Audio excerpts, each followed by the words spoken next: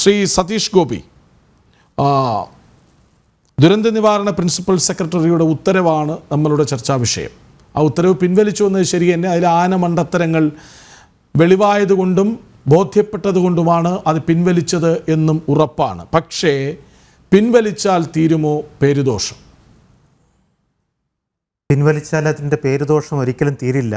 കാരണം ഈ ചർച്ചയുടെ ക്യാപ്ഷൻ തന്നെ വളരെ അർത്ഥവത്തായതാണ്. വരരുത്, കാണരുത്, മിണ്ടരുത്. ഈ ഒരു ഓർഡർ ഇറക്കുവാനുള്ള സാഹചര്യം എന്താണ്? ഇതിൻ്റെ ആവശ്യകത എന്താണ്? അതിനെക്കുറിച്ച് ആദ്യം നമുക്കൊന്ന് നോക്കാം. ഇവിടെ ആൾക്കാർ കയ്യും മെയ്യും മറന്ന് രക്ഷാദൗത്യത്തിൽ ഏർപ്പെട്ടിരിക്കുമ്പോൾ ഇവിടെ ശാസ്ത്ര സമൂഹമോ ശാസ്ത്രജ്ഞര സംഘങ്ങളോ സംഘടനകളോ ഈ പരിസരത്തെങ്ങും ചെല്ലരുത്, പോകരുത്, അവരിൽ അതിനെക്കുറിച്ച് പരീക്ഷണ ഗവേഷണങ്ങൾ നടത്തരുത്, ആ സംഘം പോയി ആ ഏരിയ പരിശോധിച്ചിട്ട് വിവരങ്ങൾ പത്രദൃശ്യ മാധ്യമങ്ങൾക്ക് നൽകരുത്. ഇത് ഈ ലോകത്തെവിടെയെങ്കിലും സംഭവിക്കുന്ന കാര്യമാണോ? ഒരു ദുരന്തം നടന്നു കഴിഞ്ഞാൽ ആദ്യം അവിടെ എത്തുന്നത് ഒരു ശാസ്ത്ര സമൂഹമാണ്. ശാസ്ത്ര സമൂഹം എത്തണം. കാരണം ഒരു ദുരന്തം നടക്കുമ്പോൾ അതിനെക്കുറിച്ച് പഠിച്ച് അടുത്ത ദുരന്തത്തിന് മുമ്പ് എടുക്കേണ്ട സ്റ്റെപ്സ് എന്താണ് എന്നുള്ളത് ഒരു ശാസ്ത്ര സമൂഹത്തിന് മനസ്സിലാകണമെങ്കിൽ ആ ശാസ്ത്ര സമൂഹം ആ ദുരന്തം നടന്ന മേഖലയിൽ പോയി ആ ദുരന്തത്തിൻ്റെ എല്ലാ രക്ഷാപ്രവർത്തനങ്ങളിലും അതിൽ പങ്കുകൊണ്ട് അവർക്ക് ദുരന്തം, അതായത് NDRF സംഘങ്ങൾക്ക്, പോലീസിന്, പട്ടാളത്തിന് വേണ്ടുന്ന നിർദ്ദേശങ്ങൾ അവർ നൽകണം, എക്സ്പേർട്സുകൾ നൽകണം, എൻവയോൺമെൻറ്റ് എൻജിനീയേഴ്സ് നൽകണം, അതുപോലെയുള്ള ആൾക്കാർ നൽകണം. ആ നൽകി എല്ലാ കാര്യങ്ങളും ഏകോപിപ്പിച്ച് അതിൽ ഏതെങ്കിലും മനുഷ്യർ പെട്ടിട്ടുണ്ടെങ്കിൽ അവരെ രക്ഷപ്പെടുത്തണം. ഈ ദുരന്തത്തിൻ്റെ ആഘാതം എത്രയും കുറവാക്കണം, അതായത് അതിൻ്റെ ആഘാതം കുറയ്ക്കണം. അതിലേക്ക് വേണ്ടി ചെയ്യേണ്ട നടപടികളെല്ലാം ചെയ്യണം. അങ്ങനെയുള്ള ആൾക്കാർ അവിടെ എത്തുന്നത്, വിലക്കുന്നത് ഒരു പക്ഷേ എന്തെങ്കിലും ജനങ്ങളോട് അല്ലെങ്കിൽ ജനങ്ങൾക്ക് മുമ്പിൽ ചില കാര്യങ്ങൾ മറച്ചു വയ്ക്കാനാണ് എന്ന് ആരെങ്കിലും പറഞ്ഞാൽ അവരെ കുറ്റം പറയാൻ പറ്റത്തില്ല.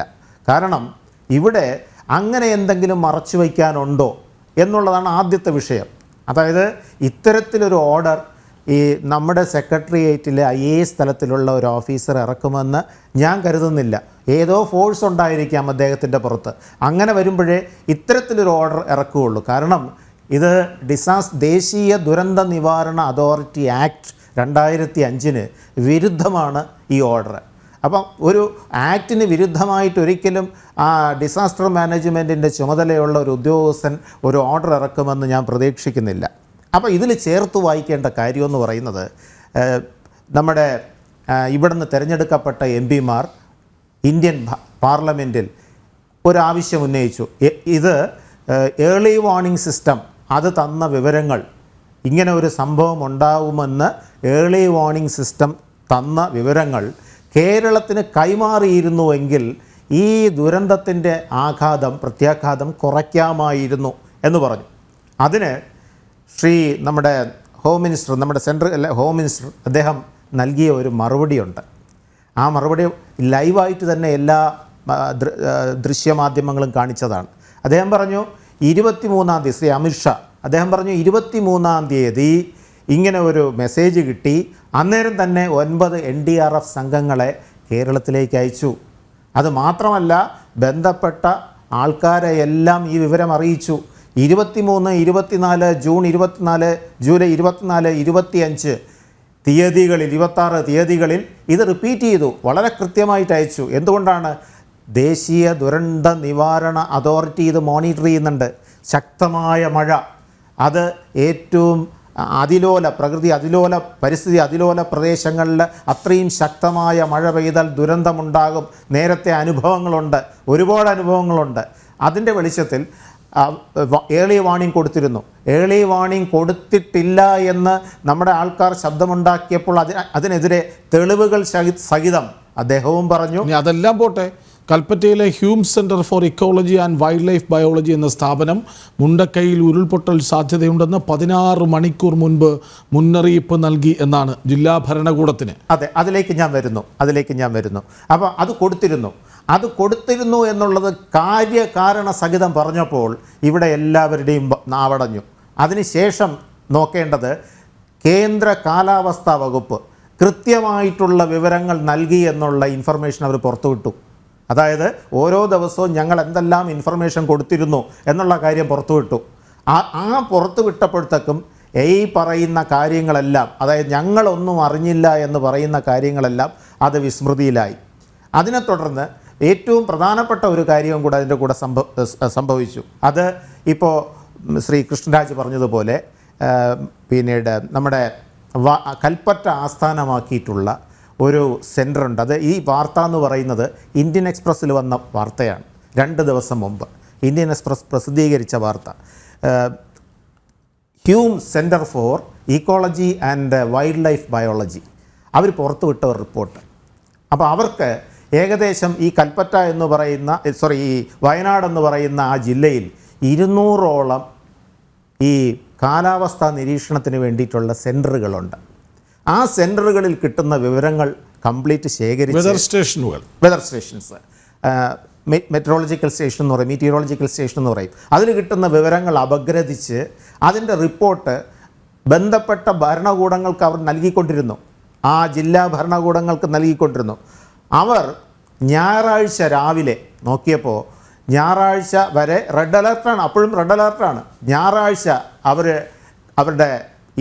അവരുടെ ഈ റെയിൻ പ്രസിപ്പിറ്റേഷൻ നോക്കിയപ്പോൾ വളരെ കൂടുതലാണ് റെയിൻ പ്രസിപ്പിറ്റേഷൻ. അന്ന് പകൽ 20 സെൻറ്റിമീറ്റർ മഴ പെയ്തു. ഞായറാഴ്ച രാത്രിയിൽ 13 സെൻറ്റിമീറ്റർ മഴ പെയ്തു. അതായത് 24 മണിക്കൂർ ടൈമിനുള്ളിൽ 33 സെൻറ്റിമീറ്റർ മഴ പെയ്തു ആ മേഖലയിൽ. ഉടനെ അവരൊരു വാർണിംഗ് കൊടുത്തു. അതായത് തിങ്കളാഴ്ച രാവിലെ 9 മണിക്ക് ബന്ധപ്പെട്ട ജില്ലാ ഭരണകേന്ദ്രത്തിൽ അല്ലെങ്കിൽ ജില്ലാ പിന്നീട് അതോറിറ്റിക്ക് അവരൊരു വലിയൊരു വാർണിംഗ് കൊടുത്തു. എന്താ വാർണിംഗ് കൊടുത്തത്?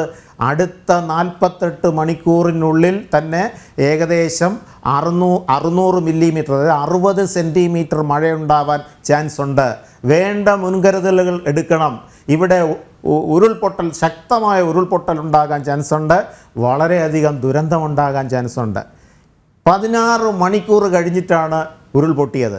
ഈ 16 മണിക്കൂറിൽ എന്ത് കാര്യങ്ങൾ, എന്ത് ആൾക്കാരെ രക്ഷപ്പെടുത്താൻ വേണ്ടിയിട്ട് നമ്മൾ എന്താ പറയുന്ന മിറ്റിഗേറ്റീവ് മെഷേഴ്സ് എന്നും പ്രിപ്പയർഡ്നെസ് എന്നൊക്കെ പറയും ഈ ഡിസാസ്റ്റർ മാനേജ്മെൻറ്റിൽ.